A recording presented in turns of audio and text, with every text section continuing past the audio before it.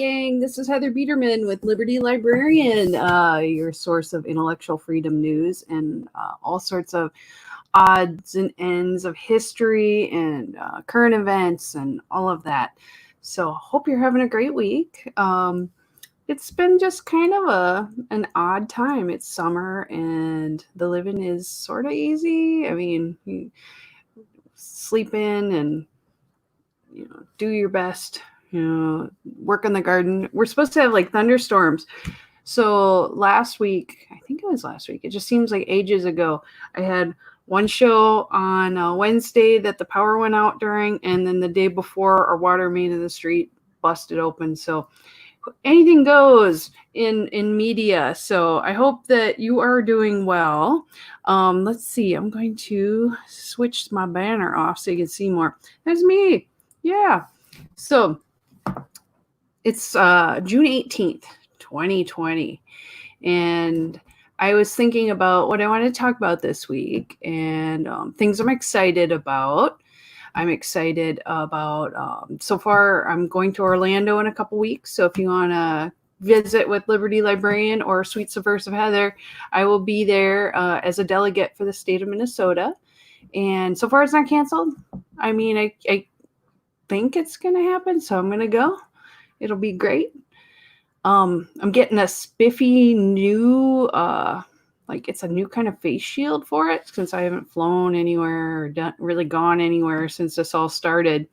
It's like a weird one though. It like comes down around the neck and comes up. It's like a lot of food service people are using it and salon people, it's supposed to be more comfortable. So, it's not like squishing your head and, it covers you. And I think, the breath coming down, it's not going to go down and under it. So I'm kind of excited. I mean, I'll still have my cloth stuff available, to use if they ask me to, but I'm just curious at how it's all going to go. I mean, any of you been to the airport since all this started? I mean, it's kind of bonkers, right? I'm a little nervous about traveling, but I'm more excited about just having a normal life and going somewhere again. So knock on wood, it goes well and everything's okie dokie. This week is Father's Day weekend. So we're doing like 2 Father's Days. So one for my dad and one for my husband's dad. And so celebrate you and all you daddies out there. And somebody was your daddy. So, fathers, they're super cool, and we're going to celebrate by smoking meat as one does, right? We got a gigantic pork butt. It's like a football that we're going to be smoking and making super tender and have pulled pork sandwiches. So I am excited. It'll be nice to see the family. Just the last few weeks I've seen my family, and before that I hadn't seen hardly anyone.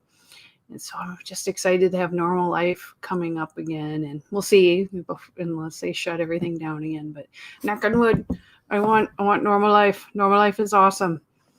And I'm excited about getting to go see them. I know there's a lot of planning and preparing as a delegate that I have to do. If you've never been a delegate for any state, for whatever political party you're in, it's really a great experience to get really close to understanding how important involvement in the political process is to making decisions. So I'm kind of excited. I got to shut down my email or I'll keep getting messages popping up. I'm like, don't need that. Bloop. Yep. All the electronic stuff. That's what sucks is like, don't want to save changes. No. Dang it. Technology. Just work for me. Yep. And it's going to do it on every single thing. I didn't change anything. Yeah. There we go. Beautiful. Now everything's shut down. Yeah. Live TV, y'all. It's the fun of doing a live show without anybody else to kind of help you like smooth it out. Yeah, so I'm you got to do a lot of research. You got to figure out things about candidates. There's a lot of behind the scenes stuff where you talk to other people who know candidates and understand what they've done. You learn. There are a lot of things that aren't written on the internet, things that you can find out about a person's character. Like, are they someone who should be in charge? They may have a good brain and can talk in front of a group, but how do they vote? Are they going to be voting the same as you? So it's a process. And as a young person, I never would have thought I would be doing this stuff today. That being so politically involved is actually kind of fun, and you feel like you can make some changes in the world. And I think that's a good thing. We need to have people out there who are making changes for the world. And cheers to you. But it doesn't necessarily mean that's your cup of tea, right? There's lots of ways. I do think I really appreciate people right now who are being activists in whatever they're passionate about. I know the people I really appreciate the most were the ones that would go out and do cleanup. They brought food to people. They would help out someone if they needed to go to the doctor, go to the store, and they would watch their kids. I think that these are things that are doable, and we need to help our neighbors out. We need to help each other, because this is how we put all the pieces back together and make things better. And I do think the system's broken. It is very broken, and it's always been broken, but maybe we can make it a little bit better as time goes on. And one of the things I was thinking about was that, we're learning. In our country, we had slaves, and tomorrow is Juneteenth. And a lot of white people especially, are like, what's Juneteenth? And if you've ever heard of the Emancipation Proclamation, that was the big speech by President Abraham Lincoln. I'm going to bring that up so I can look at that. And he spoke, let's see, that was... Here we go. That's what I wanted. There's too many things going on in the background. September 22nd, 1862, President Abraham Lincoln issues the Emancipation Proclamation. It declares freedom for all Confederate-held slaves starting from January 1st, 1863.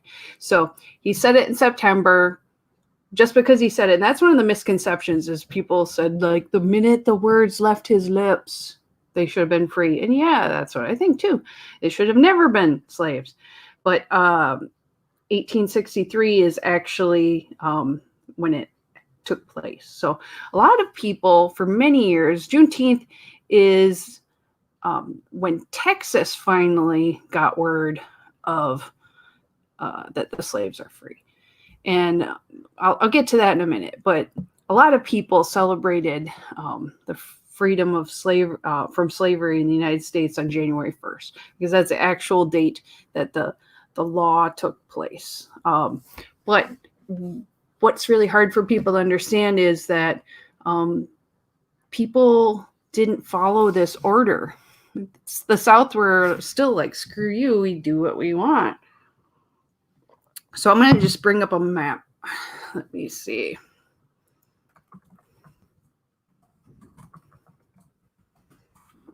That up quick. I think it's easier if you see it, right? Okay. And they also had states that were kind of in the middle. Let me see if I can figure that out. Here we go. This is a good one. Border states is what they're called. Okay, I'm opening this up. Oh, is this as tiny as it can be? God. Chose poorly. Okay. Well, I'm going to use it anyway because I think it's pretty good. If I click it, maybe zoom in. We'll try that. Okay, this will help. We'll switch to share screen. So, visual aid. This should be it. Okay, here's the United States of America, right? Now, on the greenish, bluish north states, these are free states. These are where the states where black and people of color in our country were considered free. And so this proclamation didn't really affect this much. The states that need, and then you see on the left side, Oregon and California are actually part of that too. In the middle states, there's a lot of mountain areas, and those weren't considered states yet, they're territories. So Kansas was a part of it. And then there was like Oregon and not Oregon, Oklahoma, I'm sorry. And so you have different territories that really, they did their own thing. Sometimes they had slaves, sometimes they didn't. It didn't matter. So then we have the red states here are the southern states, the Confederate states. And before the war broke out, these were the hardcore ones that were definitely, they had slaves. The orange, after the war broke out, are many of the states that still had slaves and still were considered part of the South, but it's a little grayer of an area. And then you see your light purple. These are all the border states. They're still considered Confederate states. West Virginia, too, was a new state at the time. So these, they were still included in slave states, and many of them ignored the proclamation. But they were supposed to. And slowly it started to change over, except for this gigantor state out here in the middle of the country, more to the west, called Texas. Texas did what Texas wanted to do. So we'll come back out. So what happened next? You'd think that when the president makes a proclamation and all the states were like, okay, we need to make this happen, put everything into place, find a way to enforce the law, that's what you do. And most of them did. Like, they're closer to Washington, smaller states, they had more travel in between. It became the way. However, Texas was far out there, and they were involved in a war. So what happened with it was that they, out in Texas, they had Appomattox courthouse. They had General Lee had surrendered there, and 2 months earlier in Virginia, but slavery had remained unaffected in Texas until U.S. General Gordon Granger stood on Texas soil and read General Orders Number 3. The people of Texas are informed that, in accordance with the proclamation from the Executive of the United States, all slaves are free. Yeah. So I'm going to show you a couple images. These are kind of neat. I'm going to show you. We're going to look at that. I think this is the one. This is it.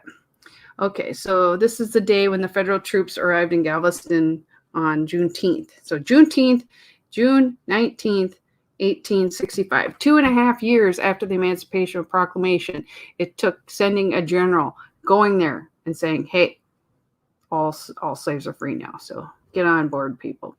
And they had been signed, and it depicted in this illustration, it says, watch the meeting in 1860, waiting for the hour. So they're waiting to find out when this is going to happen. Crowds of people recently freed from enslavement carry copies of the Emancipation Proclamation in this illustration. So there were parades, people were cheering and excited, but also, from what I've seen of different videos, there was a little bit of fear. What are we going to do next? What now?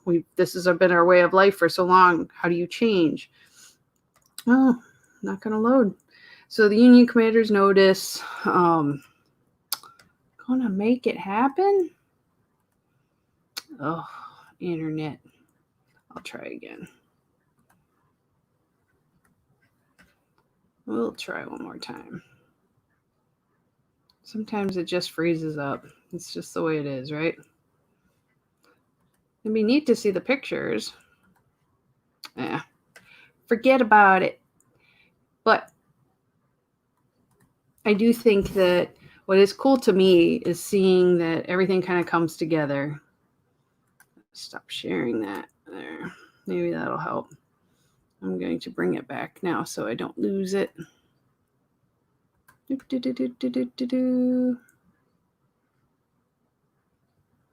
don't know. There it is. I don't know why it's being so weird. Anyway, so Juneteenth. Oh, yeah, like everything, all my notes are kind of frozen. It's not cool. So hopefully, so these people in Texas finally were free, and it was executive order, and then finally this happened. When slavery in the state didn't end overnight, it was the start of freedom for members of the Black community. Freedmen and women took to the streets, singing spirituals and rejoicing together. It was amazing. The first Juneteenth official celebration took place a year later in Texas, and it's a combination of the word June and 19th. So Juneteenth. It's just very clever, right? But back then, that was like kind of amazing. So it kind of faded away after that. After the first year, people were, they're focusing on, bringing their lives together. A lot of people celebrated instead of June 19th, they celebrated on Independence Day, having like families had the day off from work anyway. So everyone would celebrate and there would be parades and people would talk about the history of becoming free and real citizens and treated such in the country. And having the right to vote, having the right to be a part of the system instead of slaves to it, and literal slaves. And it took a long time for it to kind of come back because people, take it for granted. And also, I think our media ignores many Black holidays. They ignore a lot of that. So why did it change? Let's see. So what happened was after the assassination of Martin Luther King Jr., Juneteenth was celebrated more widely. Sometimes it takes negative, horrible things to make change, just like our events lately with George Floyd in Minneapolis. It's not going to stop the horrible things from happening, but hopefully we start to see them less and less as people become aware, and everyone shows their outrage about the way people of color are treated in our country. And we need to have outrage. We need to have a voice to it. So there was something called the Poor People's Campaign that took part in solidarity on a rally on June 19th when people returned home. They took the Juneteenth traditions with them. So Texas finally declared Juneteenth an official state holiday in 1980. And after that, 44 other states, as well as the District of Columbia, observe it. I'll look up one thing.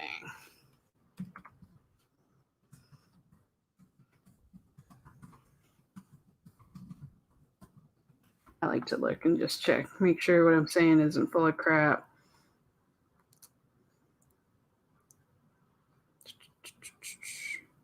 There were many celebrations in Minnesota. National Juneteenth. Freedom Day is another name for it. It's not always called Juneteenth. Juneteenth kind of sounds like it's like, one of those clever, like mixed name, like a name that's mashed up together, like J-Lo and Jennifer Lopez and, that kind of thing. So, some people choose to call it Freedom Day or Emancipation Day. So I've seen other names for it. So don't let that confuse you. If it's on June 19th, it is definitely Juneteenth. So in 1997, the founder of National Juneteenth Celebration Foundation, NJCF, Ben Haith, created a Juneteenth flag. Raising the flag ceremonies take place throughout June in Chicago, Illinois, Boston, Massachusetts, Las Vegas, Nevada, Memphis, and Galveston, Texas, and many more. So I'm going to see if I can find a picture of that. Let's see. So that way you see it. When you see it, you know what it is. If you don't already. Juneteenth flag. Okay, let's see. Here it is. Beautiful.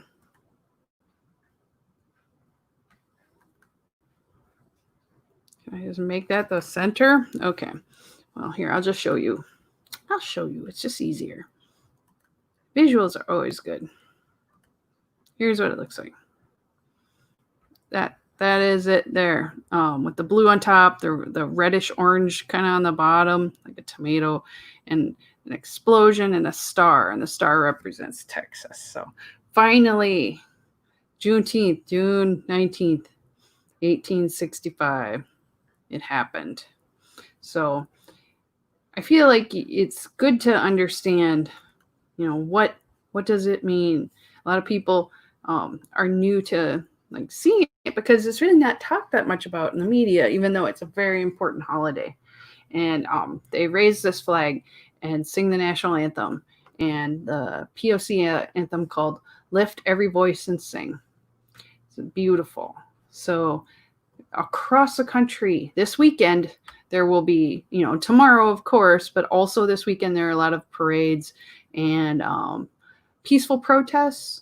I know in my town of Mankato, there's one going on where they're going to walk.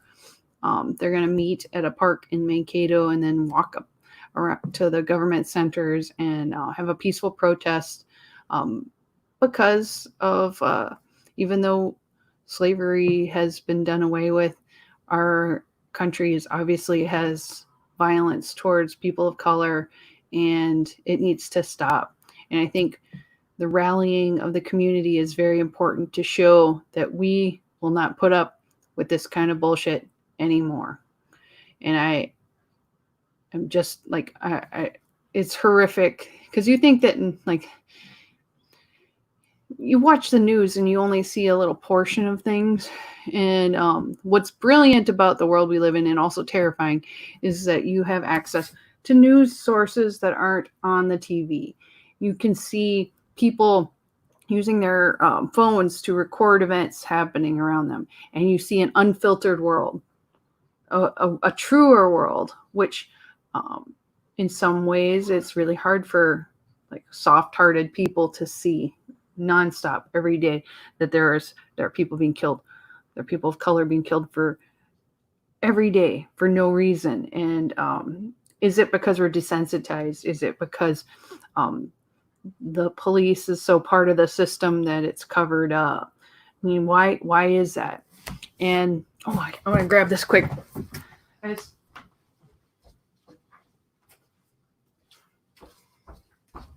I was talking about this on Facebook the other day.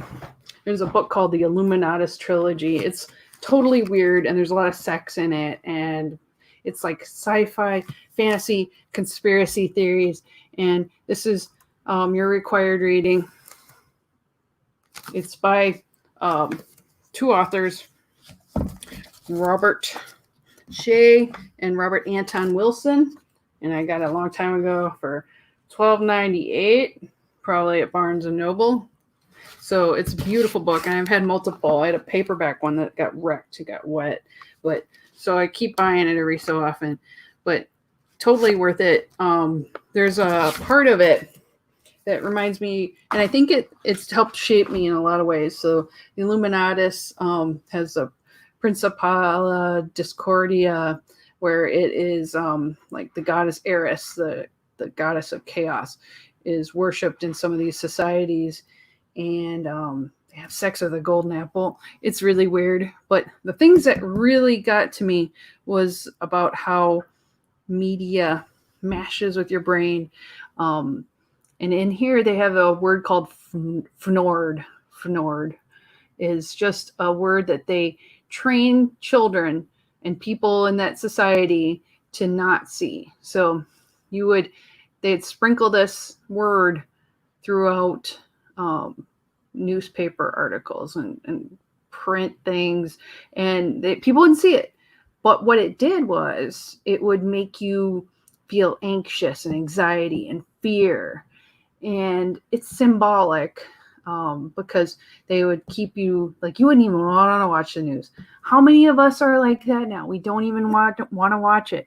Is there some kind of mind control going on? And I just feel like, there is something to be said for the way that why do you feel so sick every time? Is it because everything's so bad? Sometimes I see good news and it makes me not feel good. But in the book, what the government and the media did was when they wouldn't put the Nord word into commercials. So people would see the commercials and go, oh, I feel better. And so that equates buying things, being a part of purchasing and just continuous buying that makes you just feel better. So it kept the society going. It kept the taxes coming in. It kept everything moving. And I don't think that part is that far off from the truth. So your required reading, if you choose to accept it, is to look for a copy of this. There's 3 books in this: The Eye in the Pyramid, The Golden Apple, and Leviathan. But I would just get them all at once. Because once you start, right away, you're like, this is weird. I don't know. But about halfway through, you're like, I have to know. I have to know what happens. And there's a lot of weird mental stuff that you're just like, oh my God, how does this all fit? But the conspiracy theory stuff will change you, and it will change your life. I would highly recommend it, or even getting like an audiobook version so you can just listen to it, because it's bananas. It is so bananas. But you reach a point where you just all of a sudden start going, wait, is this not real or is it real? And that's when it gets you, because there's a lot of truth to it. And I think some of the best truths are told in fiction. So I don't know how I switched to gears to that. Oh my God. So Juneteenth, there are a lot of things that they show us people, and they show our terrifying, like some of the things, some of the riot stuff. I'm not going to lie. They're scary. And I think a lot of people, especially older people, are probably freaking the hell out right now, especially if you live in a city where any of this is going on. I can't even imagine what it's like for people living in Seattle right now, having like a zone where people are taking over and there's warlords and rape squads. I mean, like, look that crap up.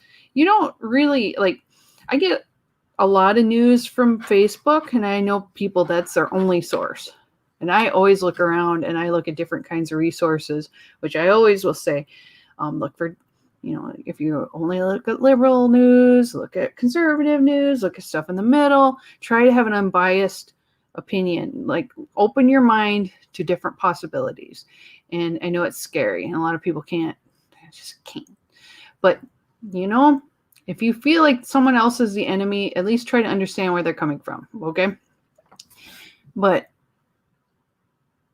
there's so much going on that we don't see, that I feel like that's why it's important to have people like Freedom Revolution Network that are covering stuff and being out there in the people, around the people, with the people, talking to people. This could maybe not last forever. I feel like there's always a target on your back when you are someone that's willing to try to share your truth. And a lot of people aren't ready to hear your truth. So I'm glad that there's people every day.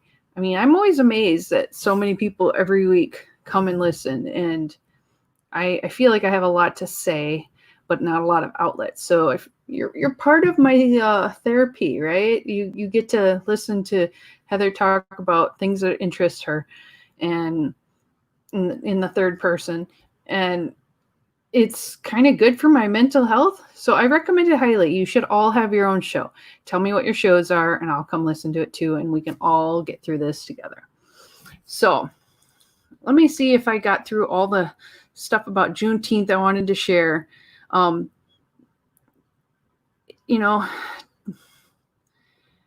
There's weird stuff. Like you should go to the History Channel, the history.com page. There's so many interesting things that you can learn about.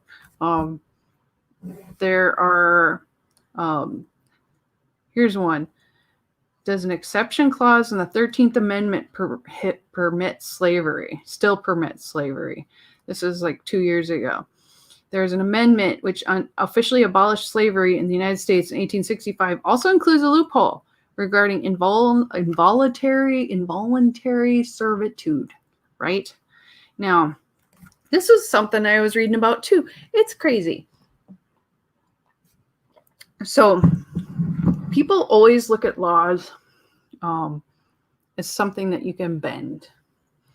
A lot of people think laws are something that are strict, that they never change, that if you break the law, you're a bad person. If you don't break the law, you're a good person. There's a lot of reasons that's not true, and sometimes why it is.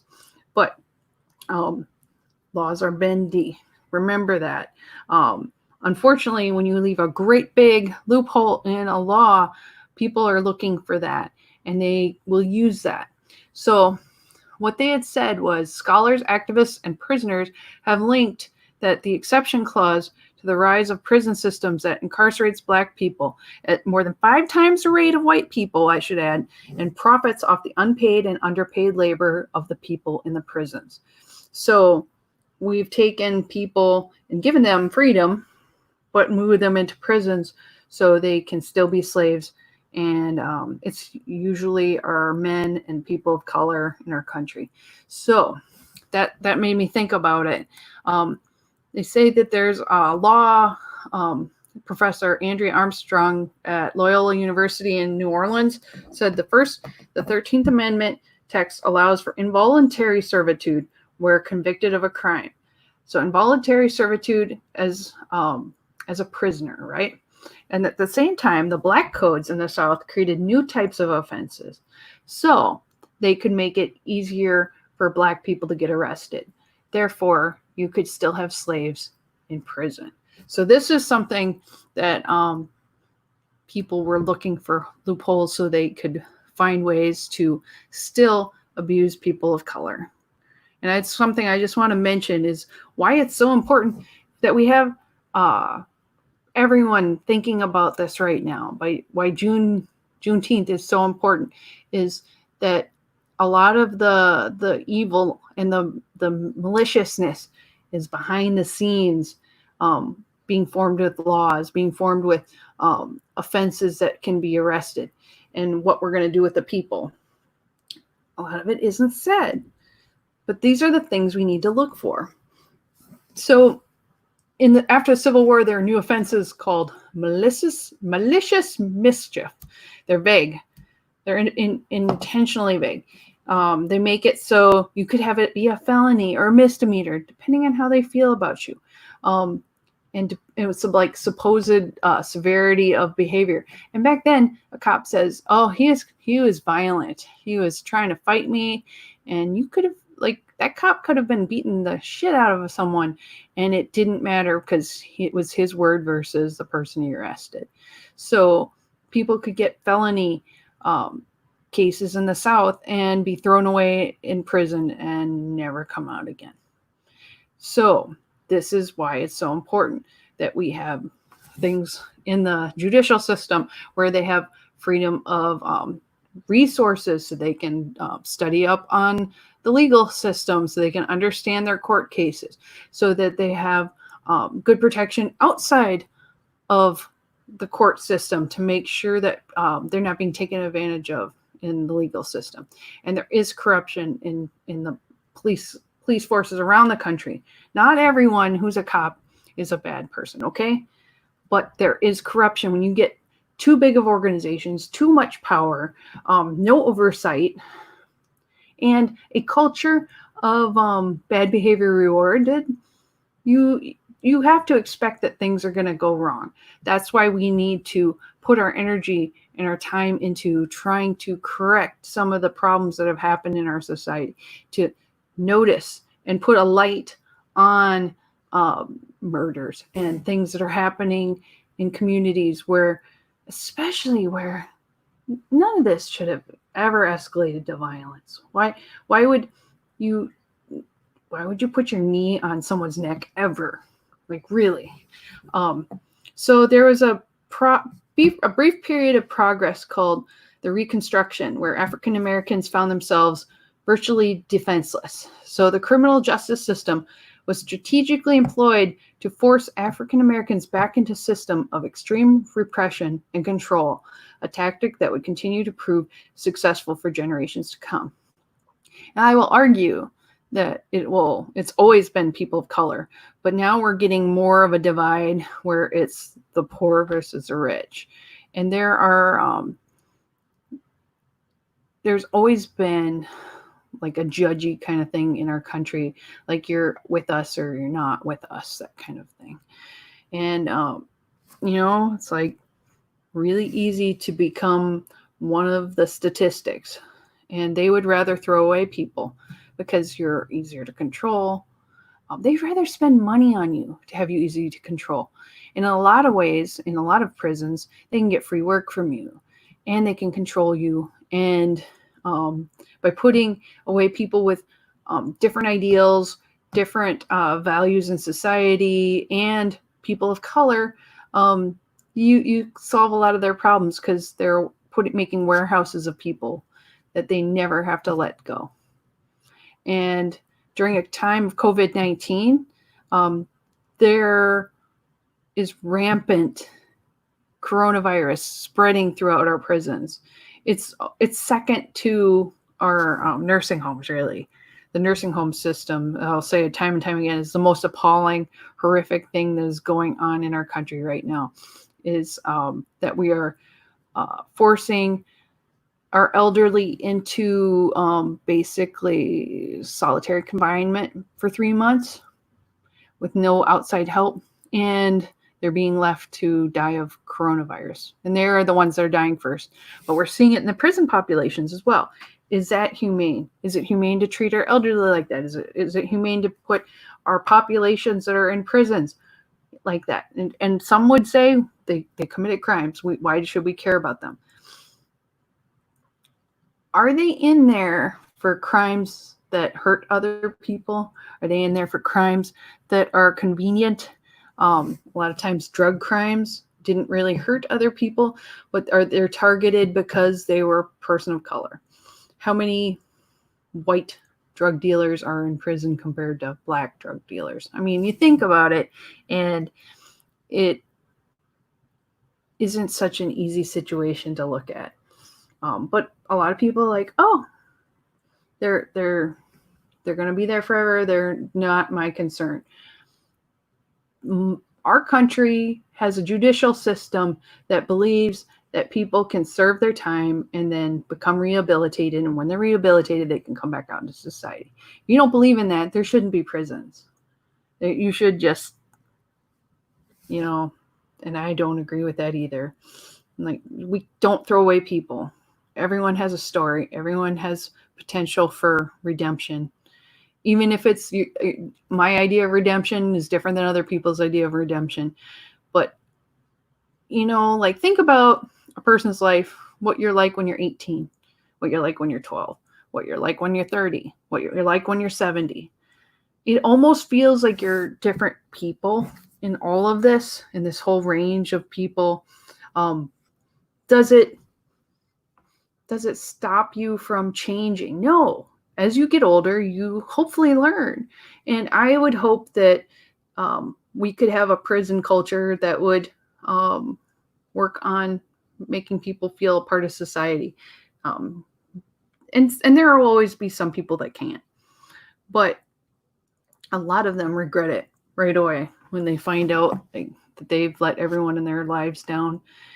A lot of them have children and spouses, and it's not right to throw people away. And I fear that our new racism is about throwing a huge proportion of our society into institutions of prisons, and it's not right. It's not good. So what I think about is that we need to work towards that, and we need to be thoughtful about things that we take for granted, that we don't understand. Because what was it? Yesterday, my husband was reading. He likes to read the news, and I'll listen and I go, oh, that's new. University of Florida, they had a cheer called Gator Bait. And he was like, I don't understand why they would get rid of that. That doesn't make any sense. It doesn't sound racist. And they said it was because of racial connotations. I go, well, wait. Before you get crabby because you think it's probably some silly thing, it's not a silly thing, I bet. So I did some digging, and just to give you a little more of a background. This Florida president of the university, Kent Fuchs, said to the university's faculty, students, and staff that the cheer has horrific, historic, racist imagery involving African American people, especially children, being used as bait for alligators. I didn't know that. To me, like, I've watched a lot of, Discovery Channel and the science shows on TV where they show alligators in Florida, and they're throwing out a bucket of meat so to lure the alligators up so you could see them closer. I thought that was gator bait. I'm not from the South, so I don't know that they're, it makes sense that maybe they would use like something like a chicken or something, I'm like, ew, a live one, ew, that's gross. Little did I know it was worse. And I think you should always, the minute you hear something and you don't understand it and you're not sure why people are mad, always look it up. Always. And sometimes you're like, I wish I had looked that up because now I can't get it out of my head. Good. Because then you should be outraged too. They use this cheer in athletics. So it's Gator Bait. They would sing that. And they would do a chomping motion, pretending to be like an alligator, right? There was, and this is all kind of stemming from the George Floyd riots and protests that have gone all around the world, right? It spurs things. It reminds people of things that are painful and hard to even look at. And this University of Florida is the state's largest university, and they have about 52,000 students. And it's supposed to reopen in the fall because it's Florida, right? But we'll see. And they're starting to look into other race-related topics. And sometimes things that you see every day, you're like, oh, that doesn't seem like it'd be something that would hurt someone's feelings. And then you find out there's a history behind it. So I wanted to mention that I read this article about the history of gator bait. It's not cool. Okay. So if you have sensitive heart, you might want to just like steel yourself. People like alligators and crocodiles and that sort of creature, they're predators, right? They eat meat. There have been gator attacks around the country, and people get killed. They lose dogs, cats. I mean, people get bit. It's very dangerous. And people right now, like if a kid falls into an enclosure at the zoo, they'll kill the animal. They are horrified that anything would happen. I mean, children in our society, first of all, are highly valued. Second of all, it's not just white children that are valued. It is all children. They're beloved in our country, and that is a good thing. But there was a time where Black people were so undervalued and insignificant in society that they would do this thing, and I'm going to tell you about it, and it's like makes me ill thinking of it. There was an America where a child's life was so insignificant, and children back then, in the past, children had a very low chance of surviving their first couple years. In the old-timey days, some of them nearly didn't even get named officially, like in christening, until they're a little older because kids kept dying. So there was not a lot of value on children or babies. And that was also back when, children were to be seen and not heard. You heard that one before, right? So can you imagine someone putting a child into the pen of a dangerous zoo animal to lure them out? Who would do that? Well, or putting a child on the edge of an alligator-infested waters to lure a ferocious beast so hunters could shoot them. You can't imagine it, can you? Because no one would do that today. But in the Washington Times, in June 3rd of 1908, there is a horrible headline that says, baits alligators with pickaninnies, which is a horrible derogatory term that is for Black people and Black children especially. It says, zoo specimens coaxed to summer quarters by plump little Africans. And I'm going to say this, I'm going to read it, and it makes me ill. The New York Zoological Gardens zookeeper sent 2 black children into an enclosure. This is 1908. That housed more than 25 crocodiles and alligators. The children were chased by the hungry reptiles, entertaining zoo patrons. So people are watching this, while leading the alligators and crocodiles out of the reptile house, where they spent the winter, into a tank where they could be viewed during the summer. According to the newspaper article, 2 small colored children happened to drift through the reptile house. The zookeeper pressed them into service. He believed that alligators and crocodiles had an Epicurean fondness for the black man. He also believed, along with all the people who allowed it to happen, that the lives of those children were nearly valueless. There were no mention of punishment for the zookeeper, because back then that was like no one would have even blinked. They would have said, yep, that's his right. It's a very short article, and you can look. It's out there in the Washington Times. You can see it. It's still out there. It offers not one adjective that would imply the actions of the zookeeper were despicable, unthinkable, or even reckless, because that was the norm. Okay? So this is one thing that they put in the paper. What other things aren't they? Was using black children as a gator unacceptable? Back then, no. Unbelievably, no. It's hard to even believe. So this is not an unheard of idea that they said that black children were acceptable gator bait. This guy wasn't the first one to do it. It was a practice in the American Everglades that inspired lore and occasioned memorabilia. So there are things about it that are tied to black people and gator bait. So it's not like this is a brand new thing, kids. So in 1923, the Time magazine reported that colored babies were being used for alligator bait in Chipley, Florida. The infants were allowed to play in the shallow water, while expert riflemen watched them from concealment nearby. When the alligator approaches this prey, he is shot by the rifleman, with the intention that they will get him before it gets the baby. Don't worry. But they're not putting their own babies out there, are they? No. So it's obviously there's a devaluation. So this tactic was more humane than the one described in the Miami New Times article, though.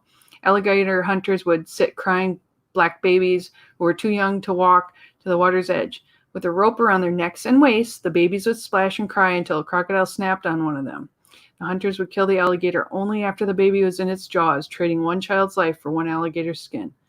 They made postcards, pictures, and trinkets to commemorate the practice. I don't know if I can read anymore. It said in 1919 that the Richmond Times-Dispatch printed that it had been a joke called game protection. We understand Florida authorities are going to prohibit the use of live black children as alligator bait. They say they've got to do something to check the rapid disappearance of the alligator through indigestion.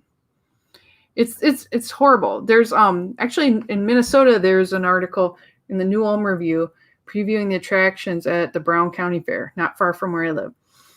The section about fireworks, the article boasted there will also be a big alligator pursuing a fleeing black child and many other beautiful designs.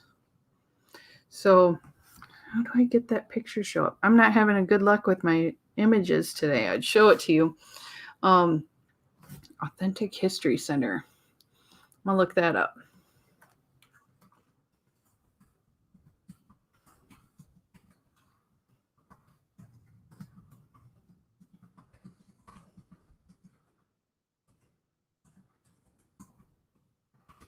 See if I can find it. I think this is the image. Oh, I'm just going to show it to you. And black babies and alligators. And this is a postcard from back in the day. Okay, establish a connection so I can share it. It's so hard to read this, guys. But I want you to know that just because you've never heard of it before doesn't mean it's a thing and it's offensive and we should be horrified by it. And I find that some of the best learning experiences are when you go out there and you see for yourself. Oh, that's the same one. Dang it. Here. I'm going to just show you the picture and it's off on the side, so it's not really great. I wish I could just show the image by itself. Open like a new tab. It's the same. Used to be you could just look at the picture, open image, and a new tab. There, I found it. Okay, I'm going to show you the picture from this. It's to show you how people would share this. This it? It's one of these two. 013. This one. Let's see if this is it.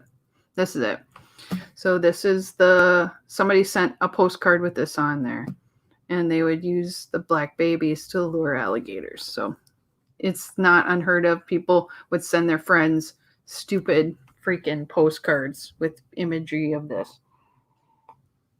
It's not a pretty thing. And there was a lot of memorabilia, monstrous alligator swallowing black babies, jokes and celebrations. There's a lot of horrible stuff.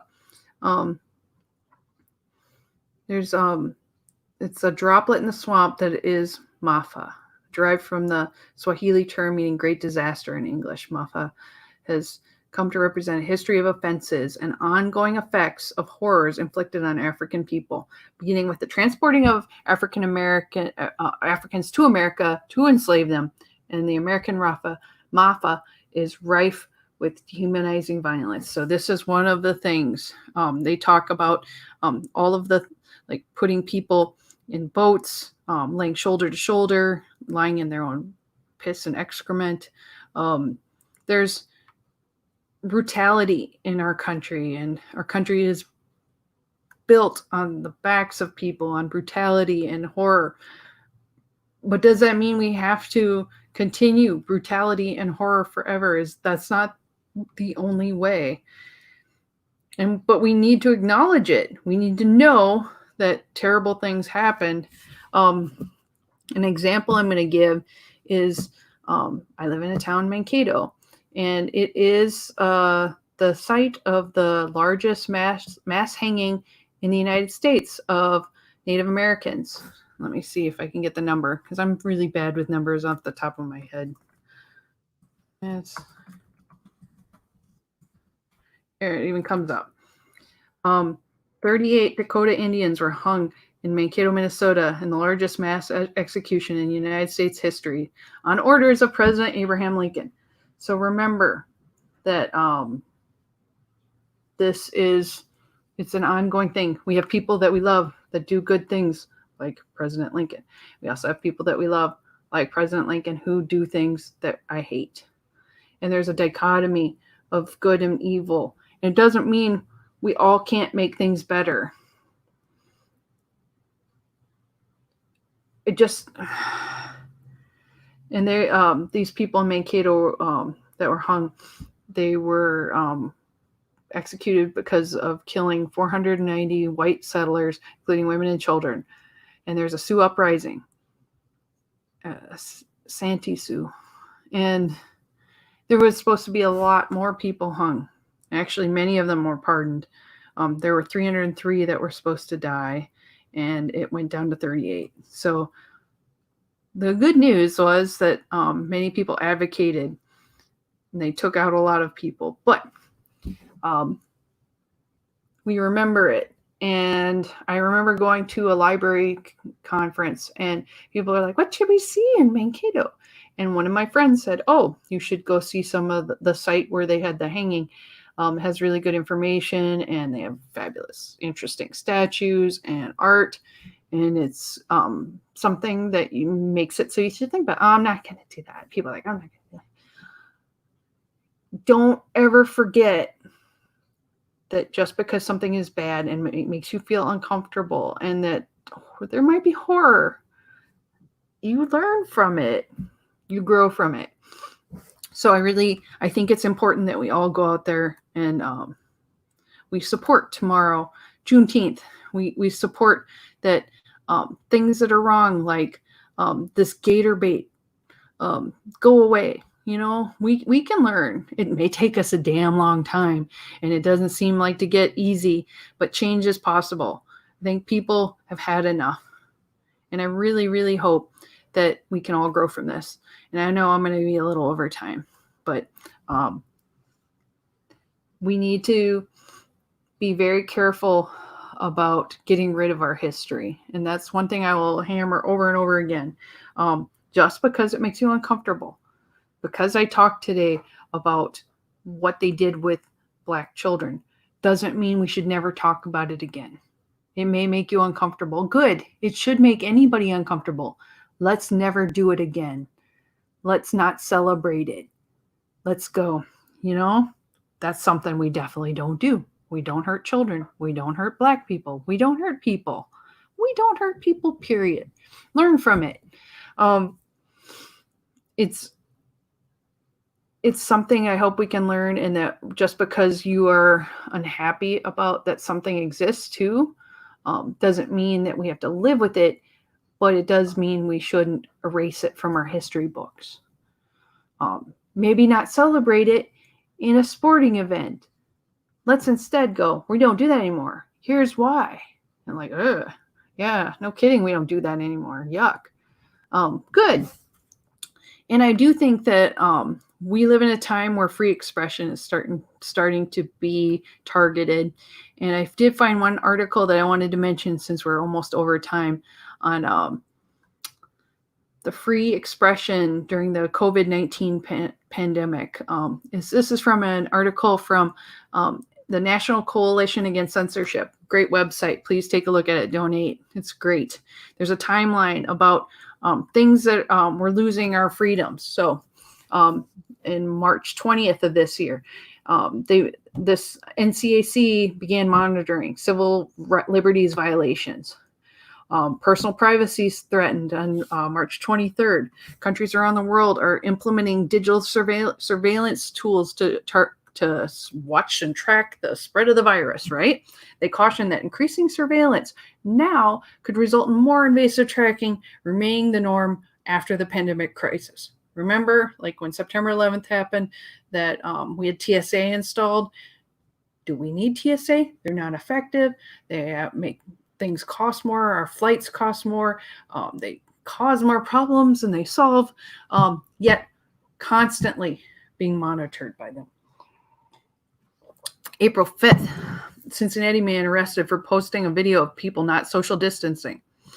He's arrested by the Cincinnati police for posting YouTube video in support of large public gathering. Police argue that Davis not only violated Ohio's stay-at-home order, but encouraged others to violate it as well. His free speech was violated. His arrest raises concerns about the right to protest during the coronavirus pandemic, which was before the George Floyd stuff went down, and you could see that it was a seed in people's heads. Medical censorship, concerns in historical context. There was someone named Dr. Li Wenliang faced criminal charges in China for sounding the alarm on the coronavirus.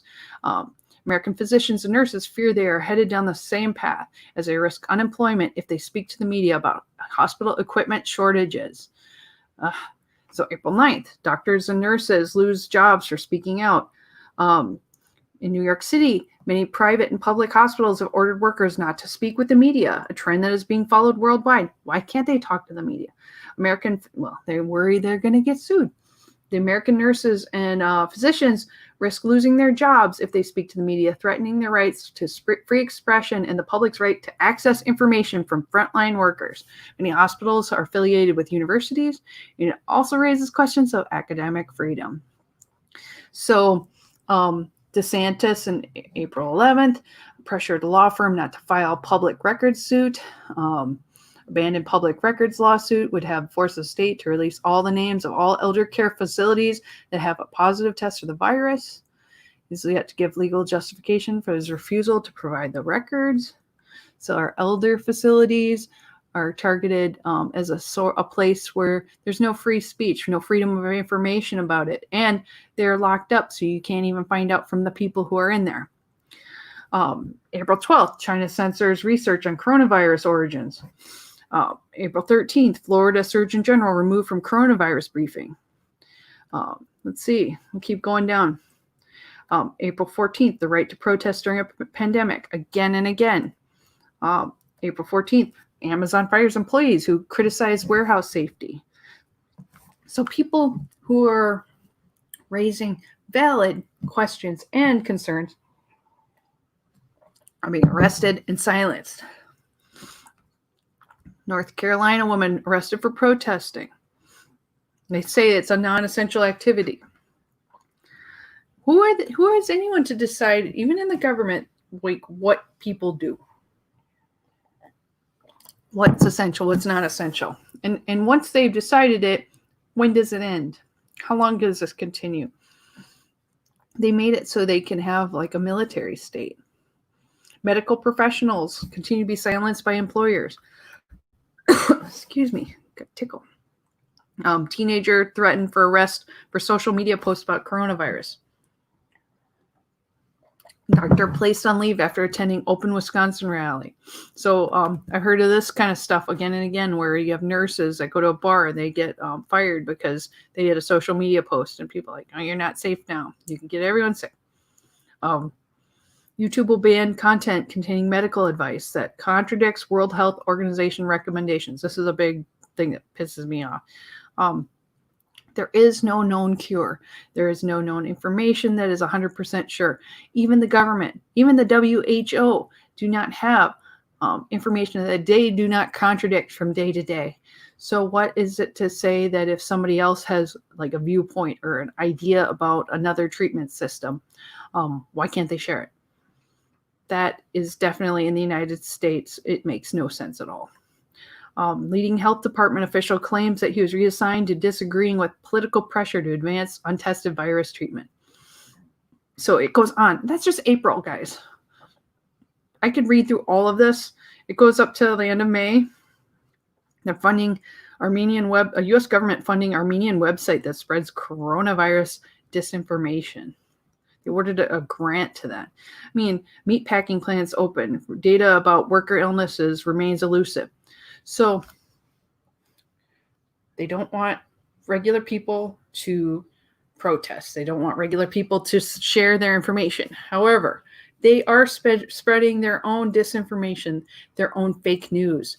So who do you trust? Why would we trust them with information if they are just giving us bad sources, bad information? So this is the problem. And I really think that it's something you need to think about. I'm going to share this on my Liberty Librarian page. This article is really good. Free expression during the coronavirus pandemic timeline. I think you should look through the articles. Each of them have links that go to corresponding information on it. I think it's good stuff, guys. You really need to check it out. I'm going to put that now so I don't forget. But I think we're almost out of time. I really love getting to talk to you guys each week. I'm sorry this is really kind of a dark episode. It was darker than I intended it to be. I think it's a dark time. It's like scary and a little horrific. But I do feel like we're starting to come through it, and maybe we'll have a little light at the end of the tunnel. I hope so. And I think we can get through it together. I'm so glad that you can join me each week. If you want to ever meet me in person, go down to Orlando for the Libertarian National Convention is going on. I'll be there. We can visit. We can chat. If you like watch a show, come say hi to me. We got a couple weeks yet. Hopefully it still goes. I got my tickets. Gonna go there. It's going to be awesome. So I hope you have a good week. Happy Father's Day to the daddies out there, and to my daddy and all that, and kitty daddies and doggy daddies and whatnot. And just give people in your life a hug and take good care of them. It's a hard time right now, and we all are suffering a little bit, but I love getting to spend time with y'all. So have a good week. I will see you soon. Love y'all. Bye-bye, guys. End of broadcast.